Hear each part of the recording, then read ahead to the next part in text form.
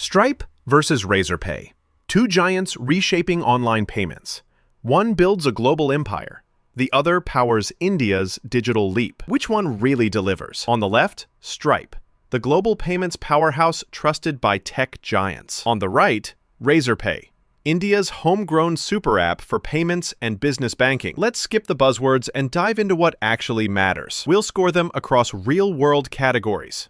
And at the end, you'll see exactly who wins where. The outcome might just surprise you. Now, let's map out what we're actually comparing, right? We're going to break this battle down into market focus and reach, payment methods, developer experience and APIs, pricing and fees, business banking and value-added features, security and fraud prevention, plus customer support and ease of use. Yeah, that's a lot, but trust me, you want to know all of that before you pick your platform. Okay, first up, market focus and reach. So Stripe is kind of insane here. It works in over 45 countries and deals with more than 135 currencies. It's basically tailor-made for anyone looking to conquer the global stage.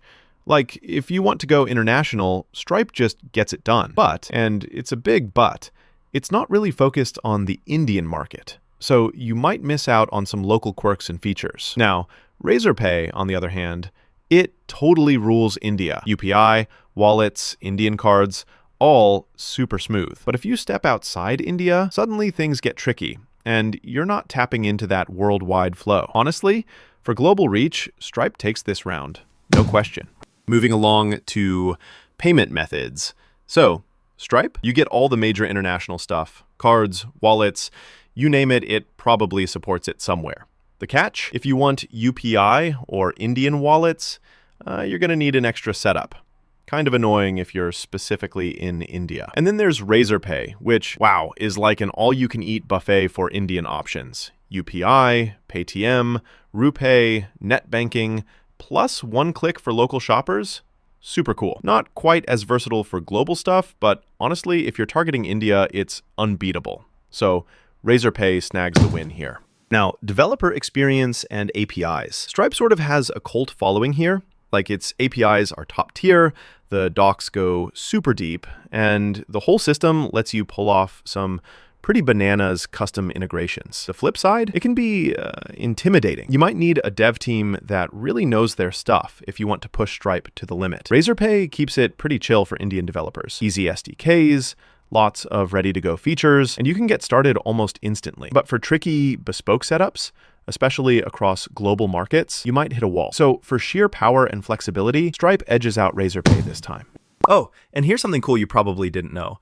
Razorpay actually started as a pitch at a local Indian startup event back in 2014, and now it's trusted by over 10 million businesses.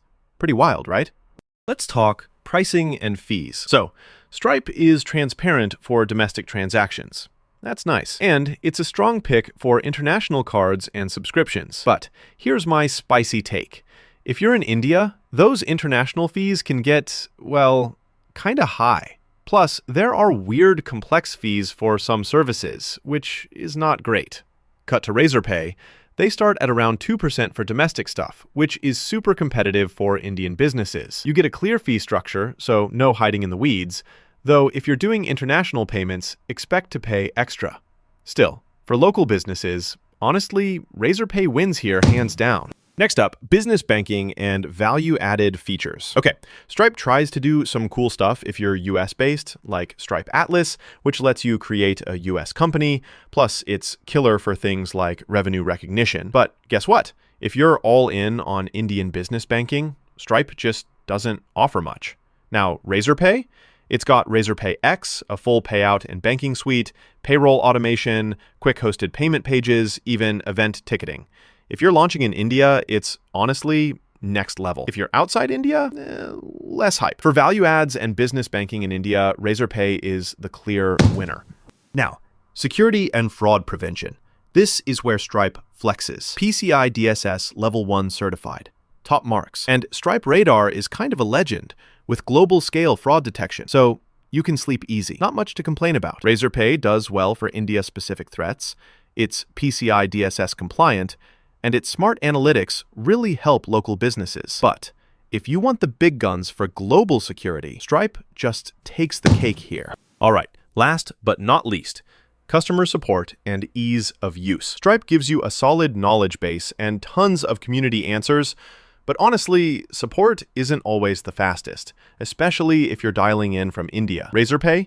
Everybody raves about how responsive their Indian support is, and onboarding feels genuinely built for founders here. You might hit some walls as an international user, but for local help, Razorpay wins without breaking a sweat. If you threw all these scores on a huge radar chart, you'd see Stripe really dominating where global reach and flexibility matter, but Razorpay absolutely crushing it in features, payment options, pricing, business banking, and support for Indian users. You get this fun zigzag between the two, depending on where and how you want to do business.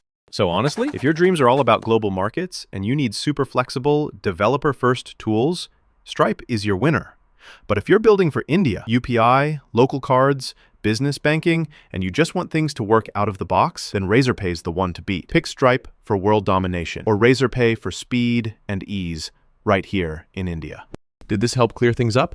If you're curious about more tools or want deeper dives, stick around and check out our future breakdowns and expert picks. You know what to do. Hit follow and compare more tools with us. See you in the next one.